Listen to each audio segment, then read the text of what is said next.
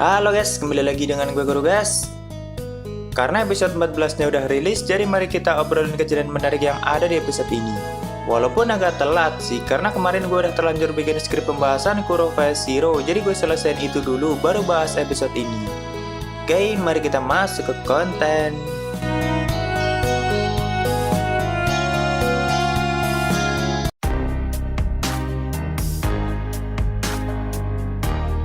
Di awal episode, kita sudah ditunjukkan Baby Sophia yang sepertinya sedang melakukan perjalanan pulang bersama keluarga dan pelayannya. Atau John Karen dan Sarah Karen adalah orang tua Sophia di dunia baru. Kita juga bisa melihat Mara Zopis yang masih lemah karena masih menjadi manusia. Tentu saja di sini Baby Sophia juga sudah membawa kenangannya selama menjadi Negizoko. Atau simpelnya seperti jiwa orang dewasa yang berada di tubuh bayi. Cuma karena tubuhnya masih bayi ya tetap saja dia nggak bisa sepenuhnya lepas dari perasaannya menjadi bayi. Makanya kalau ada apa-apa ya Baby Sophia masih suka nangis seperti bayi pada umumnya. Bukan berarti setelah lahir langsung bisa ngomong. Dan semua reinkarnator juga seperti itu. Jujur sebelumnya gue lumayan kaget sih karena di episode ini Kumoko sudah bertemu Sophia kecil. Itu dimajuin banget sama animenya guys. Tapi ya dari awal animenya memang dibikin gak urut alurnya dengan light novelnya. Tapi semakin lama semakin banyak perbedaannya sih. Cuma ya intinya tetap sama walaupun banyak detail yang di skip atau dihilangkan. Termasuk di scan ini. Tapi slow guys, bakalan gue ceritain kok. Di sini John Karen terlihat mengeluh dan menunjukkan kalau wilayah Karen mulai memiliki hubungan yang tidak baik dengan kerajaan Oz. Yang berarti menandakan kalau tragedi di wilayah itu tidak lama lagi akan pecah. Lalu Kumoko yang memutuskan untuk menyelamatkan rombongan Sophia dan membantai para bandit. Ya, seperti biasa dia selalu mencari pembenaran di setiap pembantaiannya. Jadi sekalian membuat orang senang dan sekalian juga untuk mendapat XP yang banyak karena manusia cenderung memiliki XP yang jauh lebih banyak dari para monster. Dan Kumoko juga jadi bisa memakan daging manusia yang menurutnya lebih enak dari daging monster menjijikan walaupun gak semua sih. Kalau di light novelnya, sebelum Kumoko bertemu dengan Baby Sophia, dia udah bertarung dengan Queen Taratek, boneka Taratek dan sudah bertemu dengan Raja Iblis Ariel. Dan juga sudah berevolusi menjadi Zana Horowa dan tentu saja Kumoko sudah memiliki keabadian. Dan masih banyak kejadian lain, cuma mungkin dibalik aja urutan alurnya. Jadi bertemu Baby Sophia dulu baru ke part yang dilewati.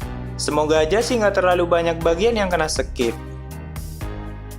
Saat di scan ini, kalau di light novelnya, Kumoko menjelaskan banyak hal tentang skill yang dimiliki Sophia sebagai vampir dan merasa sangat kecewa karena sangat tidak adil. Karena dari sejak lahir, Kumoko hanya dibekali dengan skill yang bisa dibilang sangat tidak OP sih. Berbeda dengan reinkarnator lain yang sudah memiliki kemampuan unik dari sejak lahir. Karena ya kapasitas jiwa mereka memang berbeda guys. Kumoko cuma seekor laba-laba dengan jiwa yang sangat kecil awalnya. Makanya dia cuma punya skill point kurang dari 1000 berbeda dengan reinkarnator lain yang memiliki skill point hampir 100.000 semenjak mereka dilahirkan. Dan di scan ini pertama kalinya Kumoko menyadari hal itu. Dia sampai membayangkan jika misalnya dia memiliki skill point sebanyak itu, maka dirinya bisa membeli semua skill yang ada di daftar sistem. Dan tidak harus berjuang mati-matian untuk mendapat skill baru.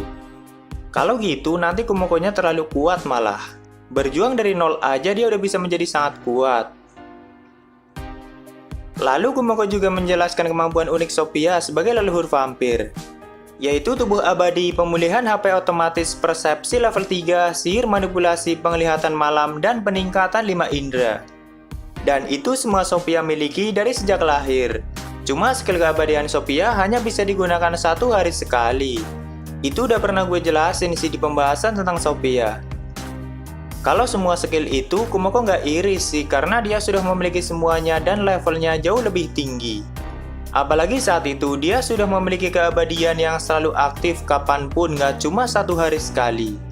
Mungkin alasan kenapa hal itu belum dijelasin di scan ini karena di anime Kumoko masih belum berevolusi menjadi Zana Horowa dan belum memiliki keabadian. Kumoko juga sempat bertanya-tanya kenapa ras Sophia adalah leluhur vampir padahal kedua orang tuanya adalah manusia. Saat dia mencari jawabannya menjadi momen yang lucu guys. Semua hal bakalan dikaitin sama Kumoko. Tapi akhirnya dia menemukan kesimpulan kalau semua itu adalah ulah Di karena dia yang bisa melakukannya. Dan banyak hal konyol lainnya yang dipikirkan Kumoko selama beberapa menit di depan keluarga Sophia.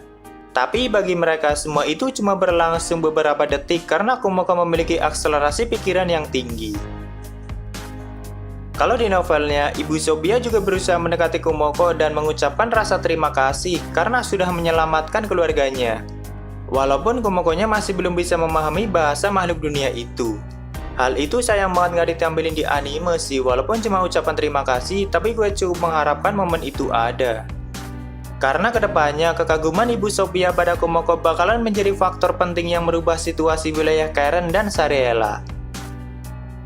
Lalu berikutnya, setelah Kumoko kembali ke hutan, dia melihat para elf yang sedang menjalankan rencananya untuk menculik Sophia. Yang berarti si Kamrat Potima sudah mulai bergerak. Dan Kumoko juga jadi tahu kalau baby Sophia juga memiliki masalahnya sendiri. Di sini Kumoko agak kecewa sih karena para elf di dunia baru nggak seindah elf yang ada di dunia fantasi lain. Di sini elfnya malah menjadi ras yang jahat. Jadi akhirnya dibantai juga tuh sama dia. Dan berikutnya kita menuju ke partnya Sun yang mengalami sedikit drama dan pengkhianatan. Sebelumnya udah gue ceritain sih kalau si bocah yandere bakalan ngebantai ayahnya sendiri dan barulah dia kena cuci otak Hyugo. Tapi kalau di sini sepertinya dia udah kena cuci otak Hyugo duluan baru ngebunuh ayahnya. Semua itu Sun lakukan demi Onisamanya karena kalau dia nggak nurut dengan skema Hyugo, Shirori mengancam akan membunuh Onisamanya. Ya jelas si bocah yandere bakalan nurut. Ya gue tahu kalian banyak yang nyuruh gue buat ngomentarin animasi di pertarungan Sun. Tapi ya kalian juga udah tahu sendiri kalau di scan ini animasinya memang mengalami penurunan yang drastis. Terlihat jelas dari frame yang patah-patah dan terkesan gak nyambung. Dan juga sound effect pertarungannya banyak yang gak sinkron dengan gerakannya. Jadi aneh sih nontonnya. Tapi kan animasi di fake scan Kumoko masih cukup oke. Sebelumnya gue juga sempat lihat komentar para fans Kumodesuga di forum My Anime List. Dan kebanyakan dari mereka juga mengkritik tentang animasi di partnya Sun di episode ini, yang memang mengalami penurunan. Tapi kalian jangan ikut komentar yang aneh-aneh guys. Kalau pengen mengkritik ya sebaiknya dengan kata-kata yang baik dan membangun, gak cuma ngata-ngatain doang. Mungkin pihak studio memangkas anggaran yang buat ngegarap partnya Sun dan lebih fokus ke partnya Kumoko dari segi kualitas animasi. Nyatanya sejauh ini kualitas animasi di fake scan-nya Kumoko masih oke-oke aja dan terkesan lebih bagus malahan dari partnya Sun. Walaupun yang satu dipenuhi CGI, yang satu 2D. Dan juga kedepannya partnya Kumoko bakalan dipenuhi dengan pertarungan dan peperangan. Dan otomatis pihak studio bakalan membutuhkan tenaga dan anggaran yang tidak sedikit untuk menggarapnya. Jadi wajar kalau kualitas animasi di partnya Sun di nomor 2 kan. Sebenarnya di kejadian part Sun kali ini juga sangat dipersingkat di anime. Kalau kalian baca sendiri direct novelnya pas di part itu lumayan panjang sebenarnya. Dan terkesan maksain sih. Tapi dibikin detail juga, para penontonnya bakalan bosan lihat kelakuan sang pahlawan dan teman-temannya. Cuma Sophia udah mulai bermain-main dengan mereka ya jadi tambah menarik sih, nggak cuma nonton Sun yang cuma teriak-teriak dan tiba-tiba dapat skill yang super OP. Sang pahlawan emang beda sih, tinggal teriak dan putus asa sedikit langsung dapat skill OP dari seri 7 kebajikan. Ya ini adalah momen saat Sun akhirnya mendapat skill Mercy yang bisa menghidupkan orang mati. Oke, kita melihatnya dari perspektif Shirori aja biar gue lebih enak ngejelasinnya. Dimana saat itu dia lagi duduk santai di kerajaan Analyte sambil ngeteh dan menikmati pertarungan mereka. Mungkin lagi nirudi dia.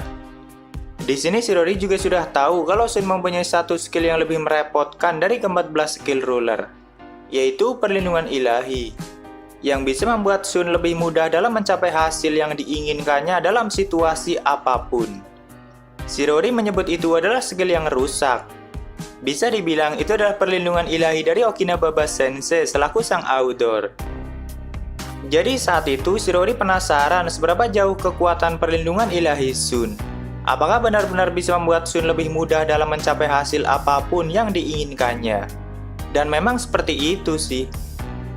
Terbukti dari Katia yang bisa lepas dari cuci otak Hyugo karena Sun menginginkan hasil seperti itu. Walaupun gak secara langsung mengabulkan keinginan Sun, tetap ada prosesnya. Seperti jiwa Katia yang tiba-tiba bisa melawan pengaruh skill Yugo dan Sun yang akhirnya mendapat skill Mercy dan menghidupkan Katia. Dan tetap menemui hasil yang sama. Sun sendiri malah nggak menyadari kalau selama ini hidupnya nyaman gara-gara memiliki skill itu. Itu adalah kemampuan unik Sun dari sejak lahir, guys. Tapi kan saat itu Shirori udah mengetahuinya, jadi semakin dimainin hidupnya Sun sama Shirori. Karena dia penasaran seberapa jauh kekuatan skill itu bisa mempengaruhi situasi sekitarnya. Dan apakah nantinya skill itu bisa menjadi ancaman untuk rencana Shirori atau tidak. Dia masih mengamatinya sambil bermain-main dengan cara dia sendiri. Jadi Shirori dan Sophia di sini cuma bermain-main dengan mereka. Kalau niatnya ngebunuh ya Sophia aja udah lebih dari cukup untuk ngebantai mereka semua. Tujuan Shirori di sini adalah ngebunuh semua anggota kerajaan yang sudah terlanjur kena manipulasi oleh Potimas. Sekaligus ngebunuh klon Potimasnya, agar kerajaan Anele tidak memberikan bantuan pada desa Elf. Itu yang dibunuh oleh Sophia adalah tubuh cadangan Potimas dan dia masih memiliki banyak tubuh seperti itu. Makanya Oka Sensei nggak kaget saat Sophia menunjukkan kepala rongsokan Potimas. Tapi yang mengendalikan tubuh itu tetap Potimas yang asli. Jadi walaupun tubuh rongsokan seperti itu sebenarnya cukup kuat, cuma karena lawannya adalah Sophia jadi kelihatannya mudah.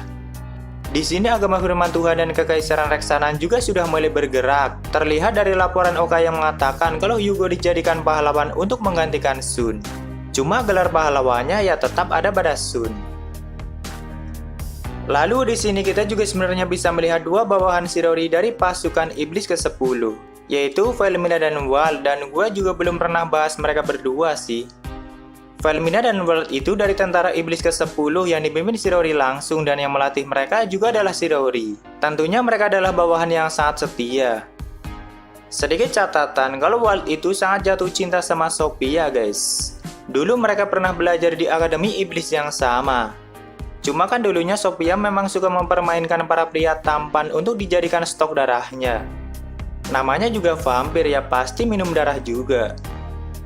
Katanya sih saat diminum darahnya oleh Sophia sensasinya seperti berhubungan intim langsung dengan Sophia.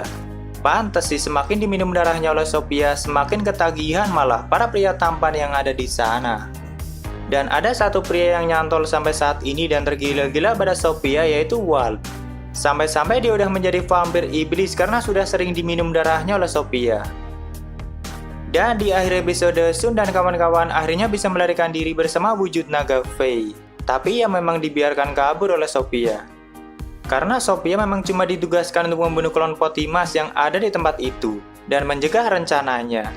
Kalau hal-hal lainnya adalah inisiatif Sophia sendiri yang pengen main-main bersama mereka, asalkan gak sampai membunuh mereka. Oke, mungkin segitu aja untuk pembahasan kali ini. Jika ada kesalahan, gue minta maaf dan kalian bisa koreksi aja di bawah. Like jika kalian suka dengan pembahasan ini dan dislike jika tidak suka tidak apa-apa. Thank you yang udah mampir, sampai ketemu di video selanjutnya. Salam Kuro guys.